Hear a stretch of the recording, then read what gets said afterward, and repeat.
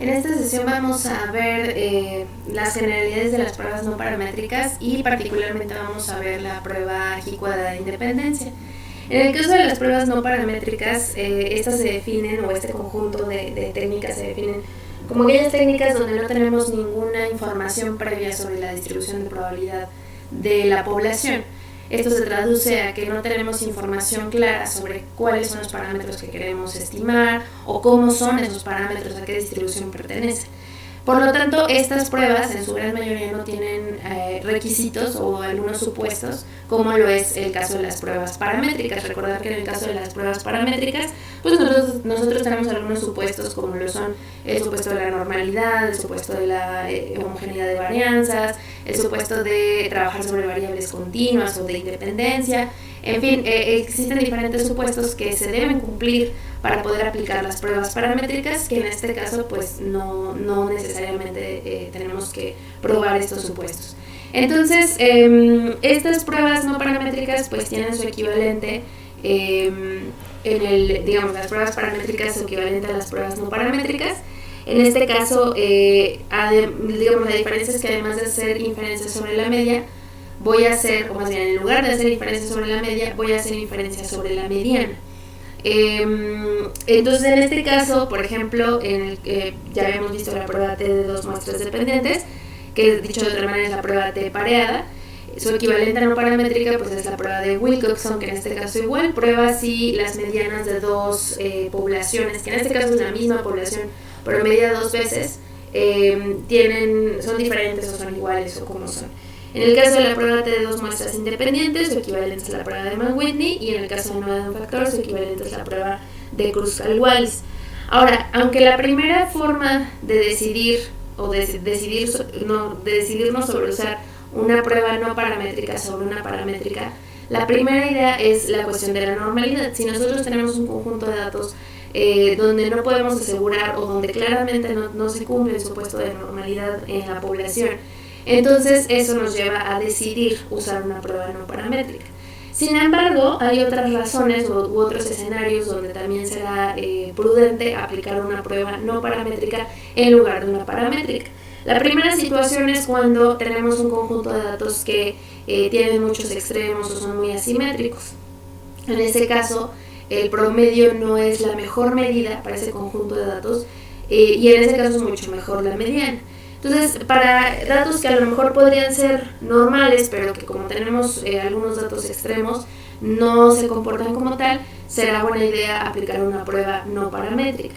Otra razón es cuando tenemos un tamaño de muestra muy pequeñito. Si bien es cierto, hay algunas pruebas paramétricas que están pensadas para tamaños de muestra menores a 30, por ejemplo. Digamos, cuando nosotros, además de eso, no tenemos la certeza de que la distribución de la población es normal o de que tiene cierta distribución específica, entonces ya no podemos emplear las pruebas paramétricas y tendremos que usar las no paramétricas. Con un tamaño de muestra pequeño, en la práctica se prefiere de 20 o menos. Y una tercera situación es cuando en lugar de estar ocupando variables de tipo continua, ¿no? Variables en escala en escala de razón o de intervalo, cuando no tenemos este tipo de variables, entonces podemos usar estas pruebas no paramétricas, particularmente cuando tenemos datos de tipo ordinal, variables en escala ordinal, será muy buena idea ocupar una prueba no paramétrica. Ahora, la que vamos a ver en esta sesión es la prueba G cuadrada de independencia. Esta prueba se publicó por primera vez en 1900. Está basada en una distribución G cuadrada con K grados de libertad, que esta distribución surge de la suma de K variables aleatorias con distribución normal estándar elevadas al cuadrado. Esta distribución es una distribución asimétrica y, como decíamos, depende de los grados de libertad. Si nosotros cambiamos los grados de libertad, pues cambiaremos la forma de la distribución. Esta distribución fue descubierta de manera independiente por dos científicos. Uno fue Friedrich Helmert, que fue alemán, y Karl Pearson, inglés. Y aunque fue descubierta de manera independiente, muchas veces se le atribuye mucho más a Karl Pearson que a Helmert, pero incluso en Alemania la distribución se llamaba distribución de Helmert. De esta prueba G cuadrada realmente existen tres pruebas G cuadradas o tres pruebas que llevan el antecedente de G cuadrada. Sin embargo, la que vamos a ver aquí solamente es la prueba de independencia, la cual tiene como objetivo determinar si dos variables cualitativas, recordar que por cualitativas entendemos variables en escala nominal u ordinal, son independientes o no, es decir, si tienen algún tipo de asociación. Aunque bien es cierto que es una prueba no paramétrica, sí tiene un pequeño requisito, que es que vamos a construir una tabla de contingencia, y si en esta tabla de contingencia más del 20% de las frecuencias esperadas tienen conteos menores a 5, entonces la prueba no es tan confiable. Ahorita que vayamos al ejemplo en SPSS veremos dónde puedo ver si se cumple o no este conteo y cómo es que se refiere o a qué se refiere con las frecuencias esperadas. Las hipótesis para esta prueba son, en el caso de la nula, que las variables son independientes en la población, y en el caso de la alternativa, que las variables son dependientes en la población. Para hacer esta prueba, como decíamos hace un momento, necesitamos construir una tabla de contingencia. Obviamente nosotros no lo vamos a hacer, lo va a hacer SPSS. Y esta tabla de contingencia es el cruce de conteos de las categorías en una variable contra las categorías de otra variable.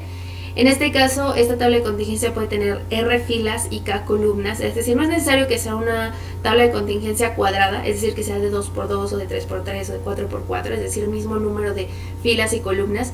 Tampoco es necesario que sea exclusivamente una tabla de contingencia de 2x2, puede ser de cualquier número de filas y de cualquier número de columnas.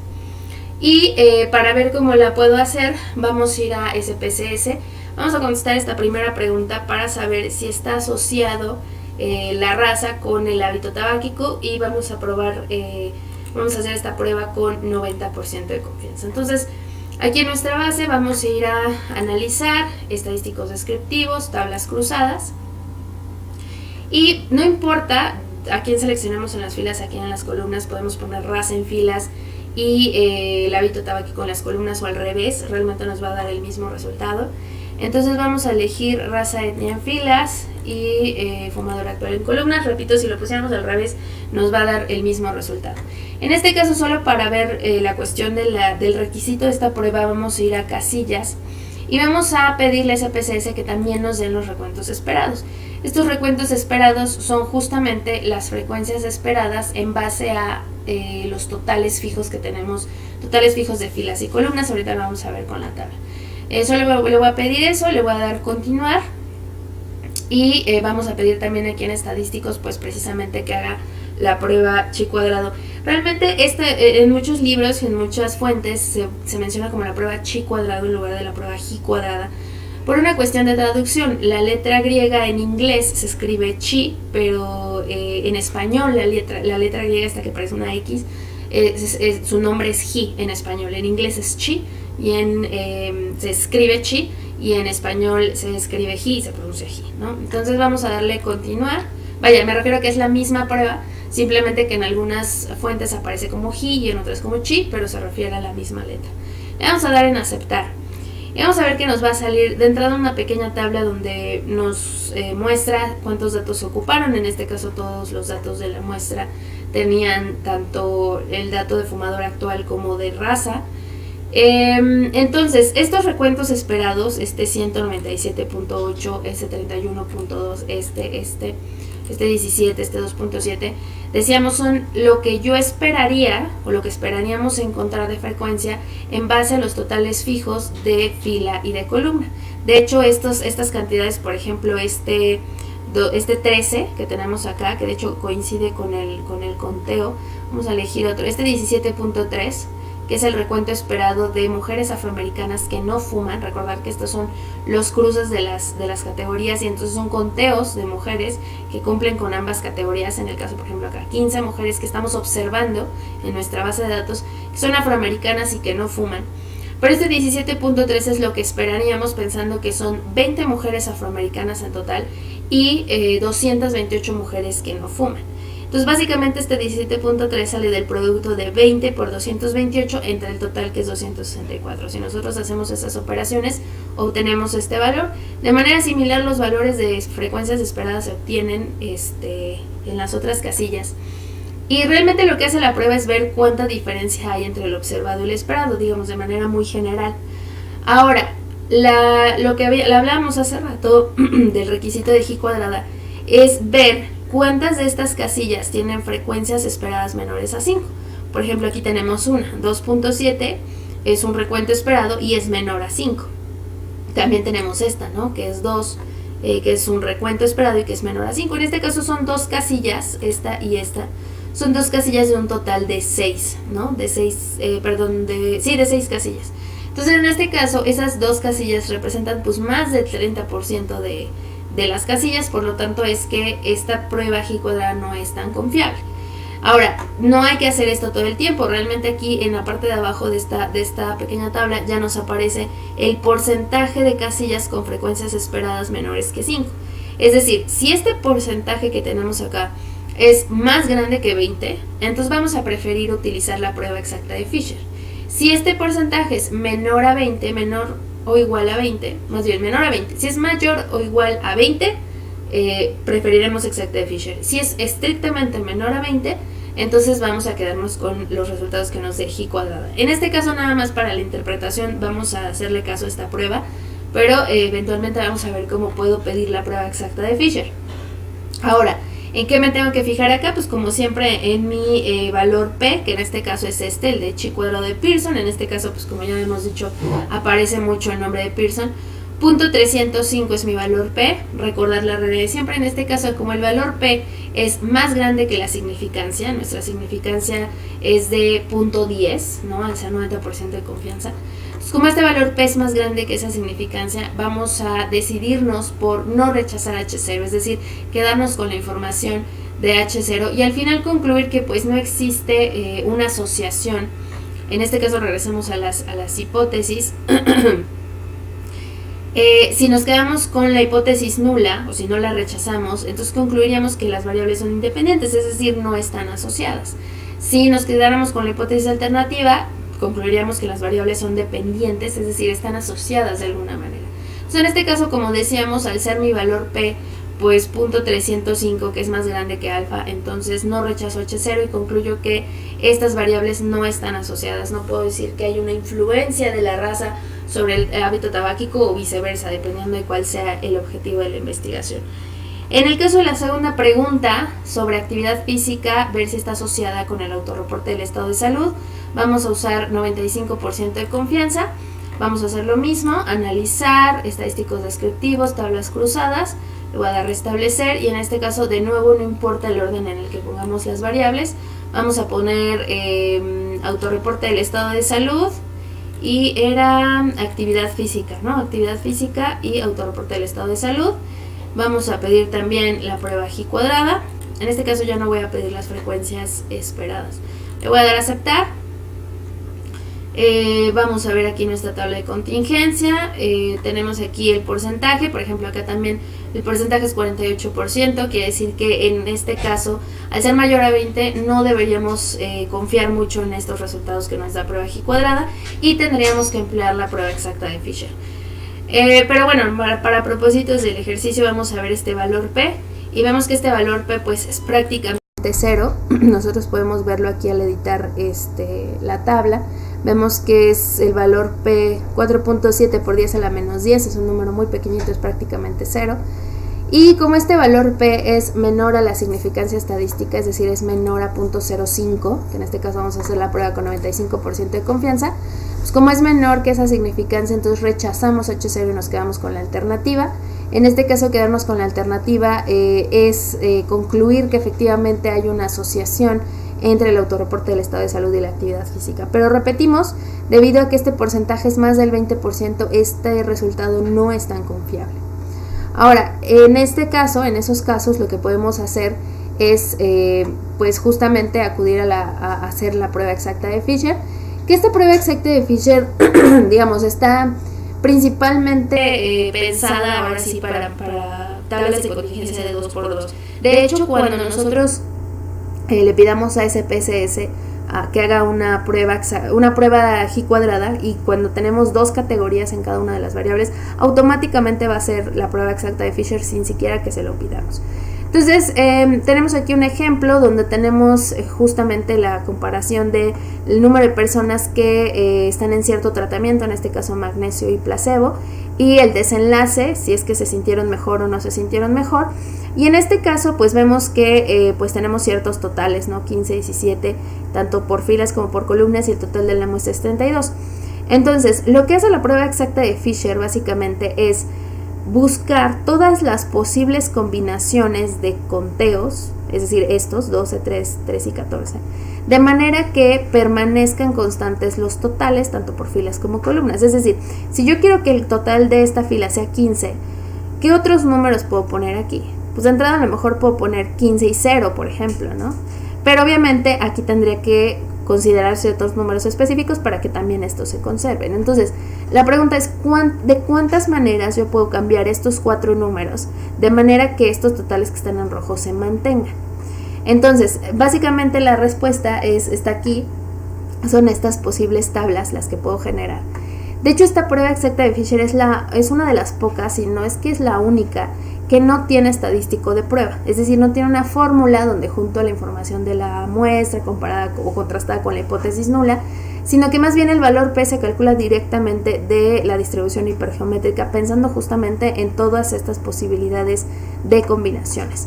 Entonces, esto también es un reto para la parte computacional, porque por ejemplo en este caso es una tabla de 2×2, ¿no? 2 categorías en una variable, 2 categorías en la otra, y tenemos pues básicamente 16 combinaciones, ¿no? Entonces, ¿qué va a pasar cuando tengamos tablas mucho más grandes? Pues lo que va a pasar es que va a crecer exponencialmente el número de posibles combinaciones, y eso va a hacer que computacionalmente sea difícil a veces de calcular. Entonces, aunque matemáticamente podemos poner, decíamos hace rato, filas y columnas en cualquier orden, en la parte epidemiológica, digamos, como por tradición, en la parte epidemiológica se suele poner en las columnas, como decíamos, la variable del grupo, ¿no? Del tratamiento, por ejemplo, y en las filas se pone el desenlace, ¿no? Es decir, si obtuvo o no obtuvo la enfermedad, o si se sintió mejor o no, como el caso del ejemplo. Entonces, esta prueba tiene las mismas hipótesis.